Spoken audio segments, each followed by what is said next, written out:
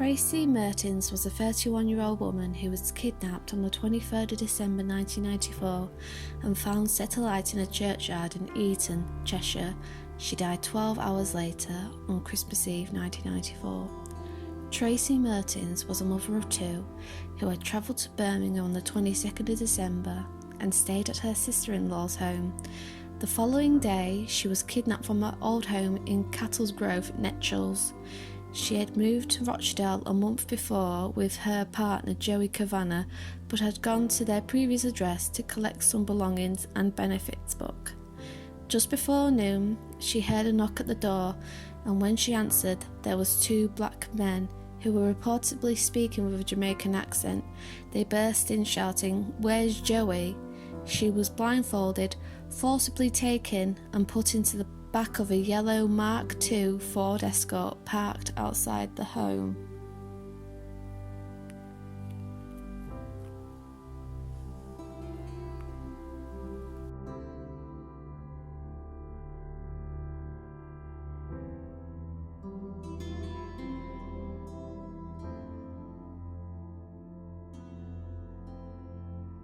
She was taken to a churchyard where she had petrol tipped over her and was set on fire. She was left to die with 95% burns and was spotted by a passerby who came to help her.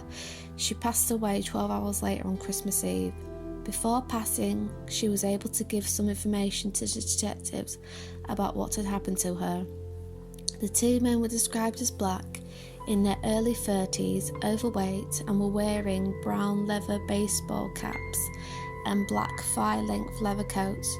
Tracy said they had Jamaican accents but spoke to each other in a foreign language, and the police believed it was patois. She was unable to explain what happened from after she was abducted at 11:30 a.m. and before being discovered at 4 p.m. the following day.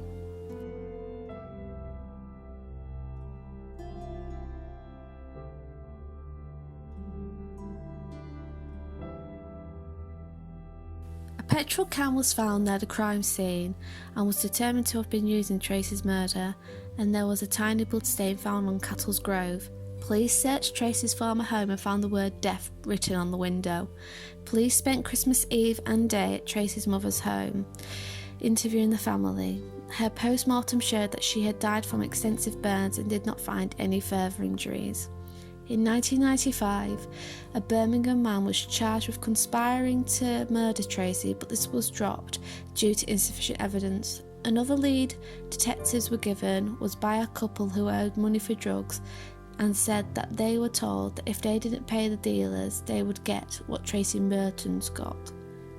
In 2011, Tracy's sister Sharon Howarth spoke to the Manchester Evening News and said, "It was an horrendous time, just awful. There was no Christmas that year, and Christmas isn't the same anymore. Every year the memories are back. It still hurts, and I still miss her. She was lovely, chatty, really fun. She lived for her children." In the same interview, Sharon gives new information about Tracy and Joey's relationship. She explains that they had been together on and off since teenagers and had two children together, Daniel, then 12, and Kelly, then 11. Tracy was originally from Whitworth, and in 1992 they moved to Birmingham.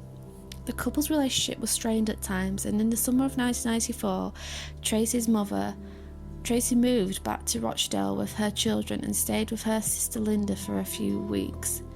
Sharon says she said she'd left Joey and didn't want him to know where she was. She was acting really strangely. She taped up the letterbox, the glass windows and the curtains so it wouldn't move. It was like she was scared of something. A few weeks later, she picked up and went back to Birmingham. In the same article, it was said that Joey was an habitual drug user and admitted he owed money to people at the time of Tracy's death, but did not believe this was the reason for her murder. Sharon believes her sister was protecting her children and refused to tell the men where Joey was, as she believed the children were with Joey. In 2010 and 2012, Crime Watch featured the case after advances in forensic technology led to a DNA profile of Tracy's murderer. The 2010 broadcast led to 100 pieces of information being obtained, but none provided the police with further leads. In 2014, police were appealing for new information to bring her killers to justice. There was a £30,000 reward for any information that led to a conviction. The detectives on the case have followed numerous lines of inquiry over the last 20 years, but nothing has come of any. The following is an appeal from the Cheshire Police regarding Tracy's kidnapping and murder. It was released on the 21st of December 2009.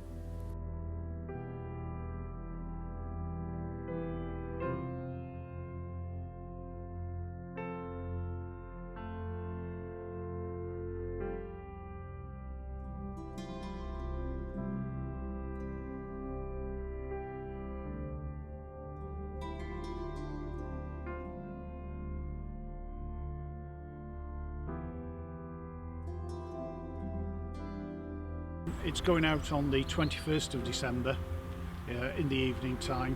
People should watch it. I would ask people to watch it both in Rochdale, Birmingham and in the Eaton area, because they may well have seen something, and this watching it may remind them of what they've actually seen that will help us with our inquiries.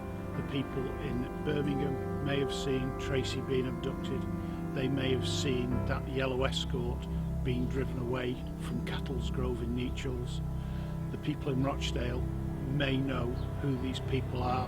They will certainly know Tracy and her partner Joey. And the people in Eaton, Tracy was missing between 11:30 when she was first kidnapped and 4:10 in the afternoon when she was found.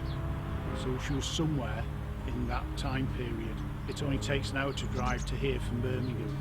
We've no idea where she was during that time, and somebody may well have some information about where she was during that time, where these people took her.